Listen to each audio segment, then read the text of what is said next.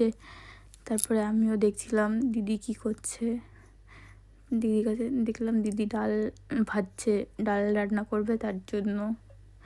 তারপরে আমিও একটু ভিতরে আসলাম, ভিতরে এসে দেখছি সব কিছু। তারপরে কেক কাটার সময় সবাই চলে এসেছে, দাদু এসেছে, আরও অনেকে এসেছে, আরও অনেক দাদু এসেছে, আরও মামা রয়েছে, আর একটা দিদি রয়েছে, আরও অনেকে আছে তাদের চিনি না।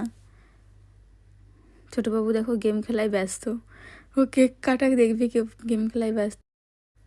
তারপরে আমি একটু দাদুকে হেল্প করে দিচ্ছিলাম, দাদুই চালাচ্ছিল। তারপরে আমি একটু হেল্প করলাম দাদুকে সব মোমবাতিগুলো জ্বালানোর জন্য। দিদি কেক কাটা শুরু করবে তার জন্য। অনেক মজা হচ্ছিল। ছোটোবাবু দেখে এবার ললিপপ খাচ্ছে। তারপর দাদু একটুখানি ক্যামেরাটা নিল। দাদু বলল যে দাদু একটু ক্যামেরা করবে, কিন্তু দিদি সে ছুরি খুঁজে পাচ্ছে না, কেক কাটবে ছোটোবাবুর কাছে ছিল। তারপরে দিদি কেক কাটছে, কিন্তু দাদু ক্যামেরাটা ভালো করে ধরতে পারেনি, তার জন্য দেখা যাচ্ছে না। তারপর দাদুকে আবার একটু দেখিয়ে নিল। এবার হচ্ছে আমি স্প্রে দিচ্ছি দিদির গায়ে, দাদুকেও দিয়ে দিলাম, ছোটোবাবুকেও দিচ্ছি। ছোটোবাবু ভয়ে পালিয়ে গেল। তারপর আরও সবাই ছিল। সে তো আমার বর তো একেবারে